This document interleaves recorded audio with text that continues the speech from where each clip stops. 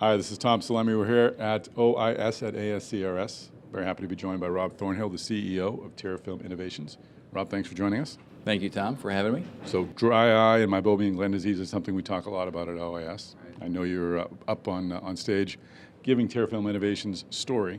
Can you tell us a bit about what your product does and what problem it's trying to fix? Sure. As everyone knows, I think it's a very large market, at least 30 million patients. And the literature says that 86% of patients with dry eye disease have some type of meibomian gland dysfunction. And the founders of the company were looking for a way to address the largest portion of dry eye disease and came up with a technology with a number of doctors in San Diego to treat meibomian gland dysfunction more efficiently. And what is the origin of this technology? We've seen, I think, similar approaches, or maybe they're not similar. You can straighten me out to correcting this problem. Well, we learned through the work that was done early on by Dr. Korb that the most effective way to treat glands is to heat them and then compress them. So if the meibum is not liquefied, it's very difficult to compress it out of the meibomian gland orifices. So you have to do both in combination. And there are a number of technologies out there that just heat or just compress, but their technology is the only one that combines heating and compression. So we were looking for a more efficient way to do that very same thing. So where are you with the clinical pathway on this, and what is the hopeful outcome for TerraFilm Innovations?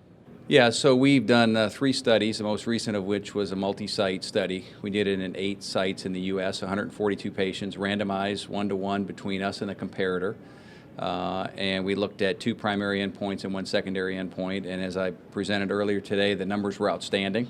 We got an 18-point improvement in meibomian gland score, which is an evaluation of the output of the glands, which is really what we're trying to affect with our treatment. We had a 2.79-second increase in tear breakup time, which is also important. Those were the co-primary endpoints. And then we had a 31-point improvement in OSDI, which is a secondary endpoint, which is patient symptoms. So the patients at the end of the day feel dramatically better after having this treatment. Terrific. And well, bonus question then. Where do you go with TerraFilm Innovations if you get approval and go on the market? I mean, this is obviously a technology that's been acquired by larger players in the past. Is that a path you see perhaps following? Right now we're focused on one thing, and that is commercialization. We have a booth here at the show, and we have a significant amount of interest from both ophthalmologists and optometrists. This obviously is not an optometry show, but the response so far has been overwhelming since we announced that we had FDA clearance. Excellent. That sounds like a good strategy. Keep your eye on the prize. We're just keeping our head down, and we're working hard to make sure we do an effective implementation. Excellent. Well, thank you so much for joining us today. Thank you, Tom.